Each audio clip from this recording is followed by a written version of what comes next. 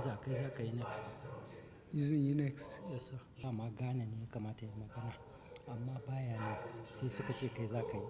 Amma kuma yanzu mun ga na Ghana din ya zo ya zanna.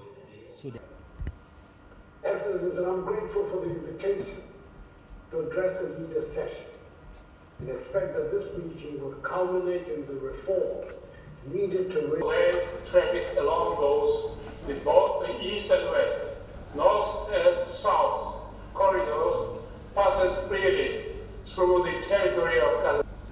Developing countries desire a globalization that does not create climate crises or sustainable development.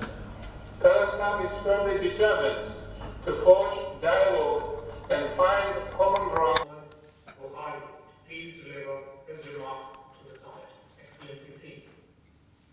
Thank you. By expressing my appreciation to the Prime Minister of India, Narendra Modi, for inviting me to participate in this summit.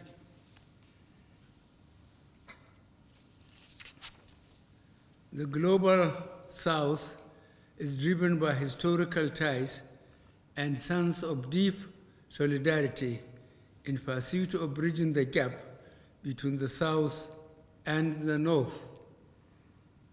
The initiative to convene this summit, which is called the Voice of the Global South under the theme Unity of Voice and Unity of Purpose, is indeed very commendable. I have no doubt that the emergence of India as voice of the Global South is apt, considering the role the country played during its 2-year terms at the United Nations Security Council and the humanitarian gesture it extended during the coronavirus pandemic.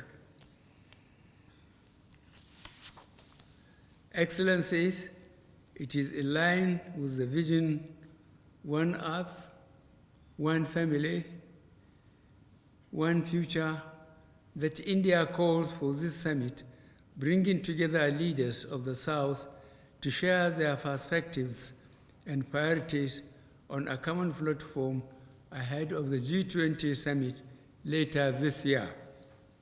Nigeria is in full support of this noble initiative and hope that the outcome of the summit will be given top priority at its G20 meetings. I am also optimistic that the summit will address issues of climate change, food security, and access to energy, as well as ways to reduce the increasing burden of debt and inflation on the Global South.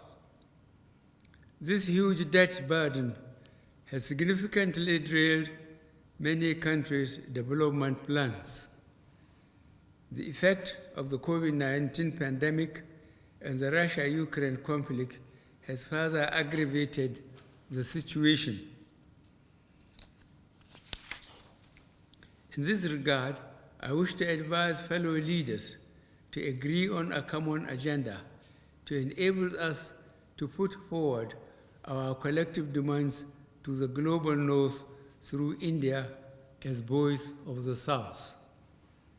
Excellencies, to conclude my remarks, I would urge India to further intensify efforts to facilitate the flow of foreign direct investment to the Global South using its leverage as president of G20.